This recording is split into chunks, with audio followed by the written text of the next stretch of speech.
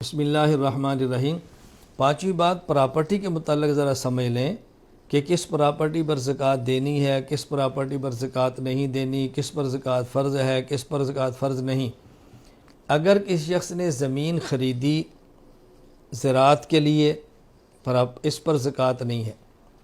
کسی شخص نے زمین خریدی اپنا مکان بنانے کے لیے، اس پر بھی زکوٰۃ نہیں۔ کسی شخص نے مکان خریدا رہنے کے لیے، اس پر بھی زکوٰۃ نہیں۔ کسی شخص نے مکان خریدا کہ اس مکان کو میں آگے کرائے پر دوں گا، اس پر بھی زکوٰۃ نہیں۔ کسی شخص نے دکان خریدی کہ میں اس دکان میں سامان رکھ کے خود تجارت کروں گا، اس پر بھی زکوٰۃ نہیں۔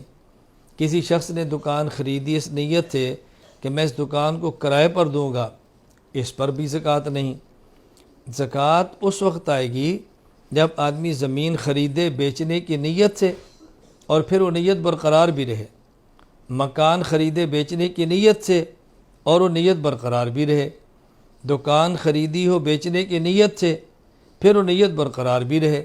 کیا مطلب؟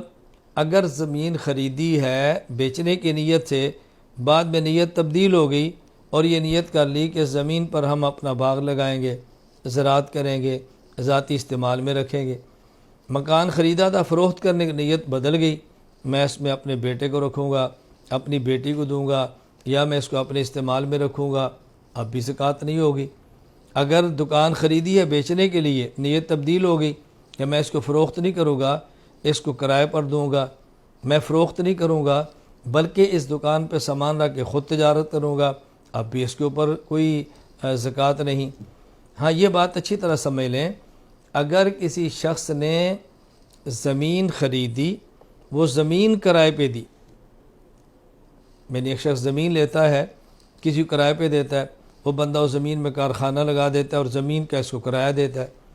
اسی طرح کسی شخص نے دکان خریدی اور دکان کرائے پہ دی، یا دکان بنائی اور کرائے پہ دے دی، مکان بنایا اور کرائے پر دے دیا، زمین کرائے پہ دی، مکان کرائے پہ دیا، دکان کرائے پہ دی، کسی کے پاس اپنی ذاتی بس ہے، کسی کو کرائے پہ دی، اپنی ذاتی کار ہے، وہ کرائے پہ دی، یہ مال تجارت نہیں، اس پر زکوٰۃ نہیں۔ ہاں، اس کا جو ماہانہ کرایہ وصول ہوگا یا جو سالانہ کرایہ وصول ہوگا یا جو بھی ترتیب ہو کرائے کی، تو وہ کرایہ اس کے پاس پیسہ ہوگا، اس پیسے کو وہ جو تاریخ اس نے اپنی متعین کی ہے زکوٰۃ ادا کرنے کے لیے، اس وقت اگر یہ موجود ہوگا تو دوسرے سرمایہ کے ساتھ جمع کر دیا جائے گا اور مجموعہ جو سرمایہ کا ہوگا اس پر زکوٰۃ آ جائے گی۔ اور اگر پہلے خرچ ہو گیا اور سال کے آخر تک نہ بچا تو اس پر زکوٰۃ نہیں ہے۔ تو خلاصہ کیا ہے؟ کوئی اپنی رہائش کے لیے، استعمال کے لیے جائیداد خریدے، زکوٰۃ نہیں ہے۔